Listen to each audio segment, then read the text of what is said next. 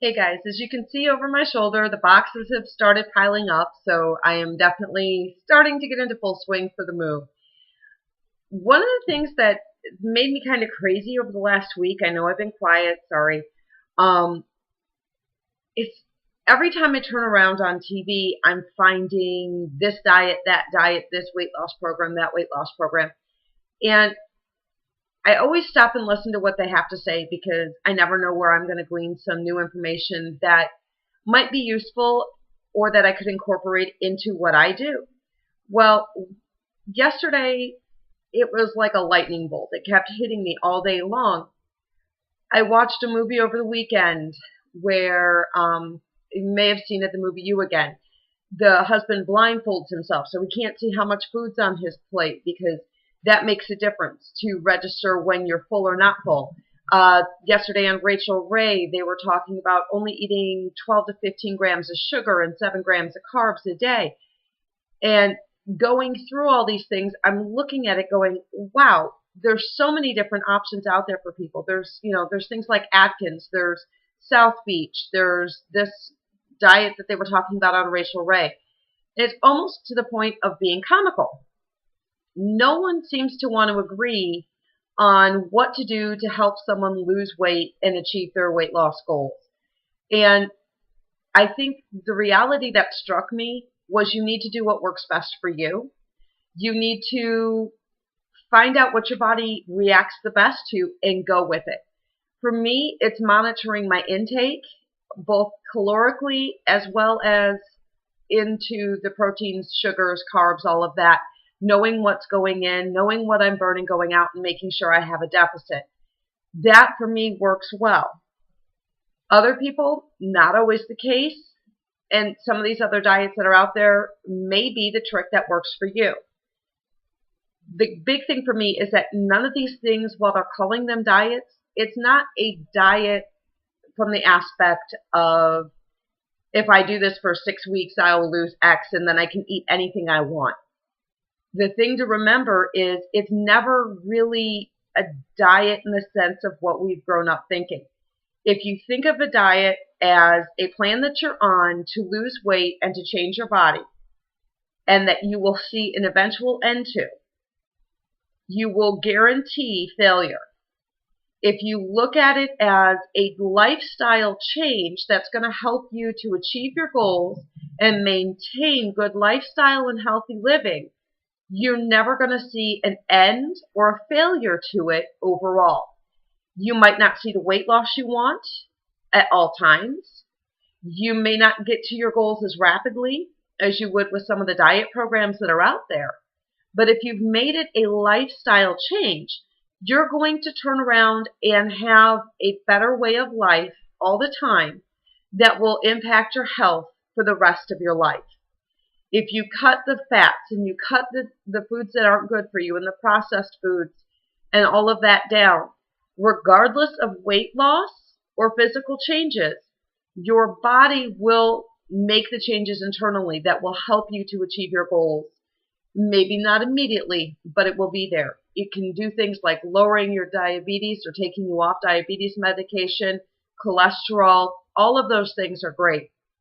Now, one of the shows I like to watch is Jamie Oliver's Food Revolution.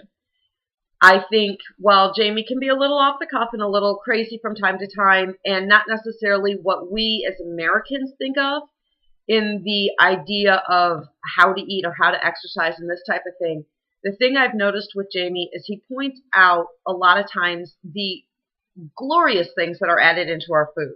The last episode I watched, he pointed out what some of the things are in, it was an ice cream sundae that he had made for some kids and allowed them to make. And I think what drove that show home to me was where he was explaining what some of the additives in different food products really are. The reactions that these kids gave when they saw that they were eating food that had shellac, which is actually ground up bugs, all the places that these different products inside the foods come from is putting things in our body that we don't want or need. And that was kind of the point that Jamie was making. You wouldn't sit down and eat a pile of needles and you definitely wouldn't drink a bottle of shellac, but those same chemicals are in some of the food products that we're eating. And while I don't go holistically natural all the time, I enjoy some junk food. I enjoy some jujubes or candy from time to time. To me, it's very important, especially with children, to know what I'm putting in their bodies. If I can't decipher the ingredients, 9 times out of 10, I'm going to try not to buy that. You need to know what it is you're putting in your body. Like I said, you wouldn't drink a bottle of shellac. You just wouldn't do it. It's not logical. Any of you women that have been pregnant or know someone that has been pregnant, sometimes you hear the joke about, and it's not really a joke, it is legitimate, there are people that have had these issues, but do you have the urge to eat things that you shouldn't eat? And the things that they list in this list are things like clay, detergent, all these things that you would never, and it almost looks comical to see it as a list of things that people are trying to eat during a pregnancy.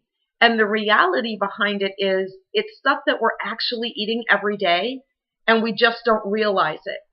I challenge you to take a second look at the ingredients on any products in your home as you're getting ready to make a meal and see what they are. Use Google, use Bing, use whatever your favorite search engine is, and look up what each of those ingredients is and look up what makes those ingredients. You might be really surprised at what you're actually putting into your body.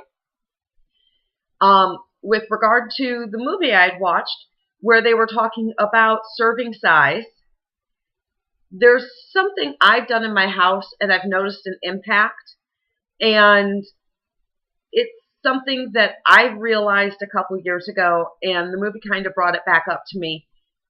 You look at the serving size of a plate and you figure you're full when you're done.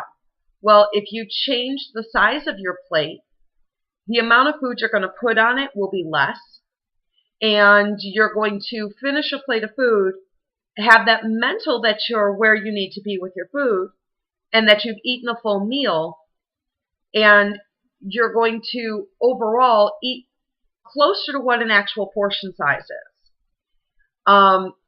It's worked well for me. Now, the thing I've noticed is dinner plates used to be 6-inch rounds. Saucers, teacup saucers were teacup saucers. Now we have, and pardon my mess, you'll come this way with me, and my rear end. You have plates like this. This is my dinner plate.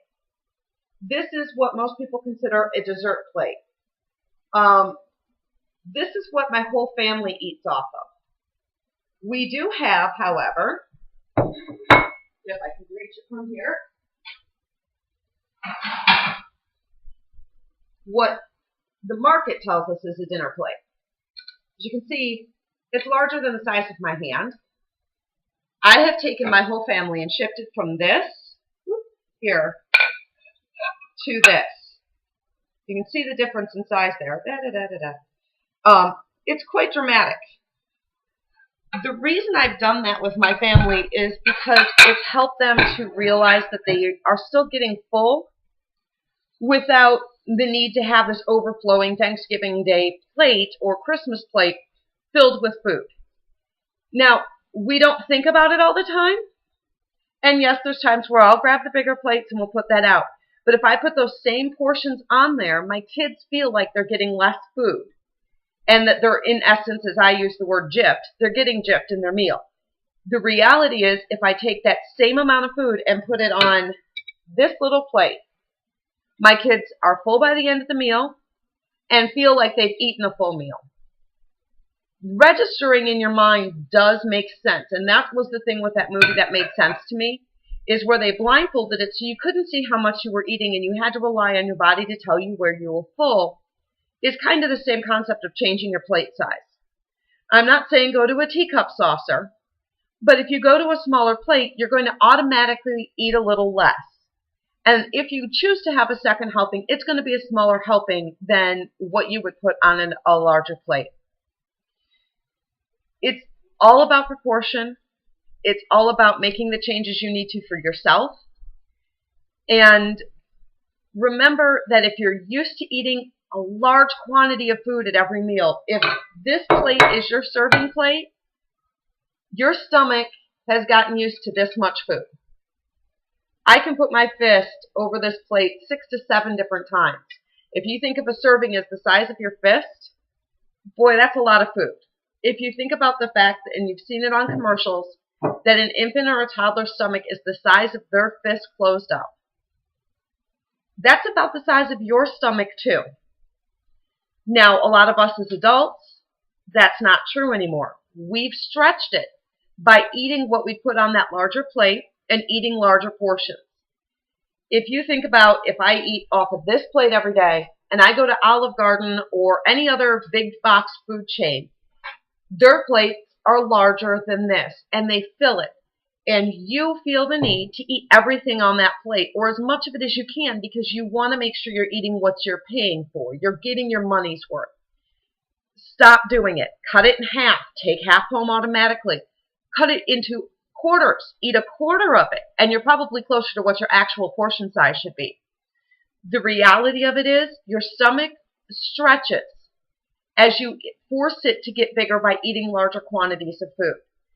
When you first do a diet or you first change your diet, you'll notice that you're hungry a lot more and that you don't quite feel full yet.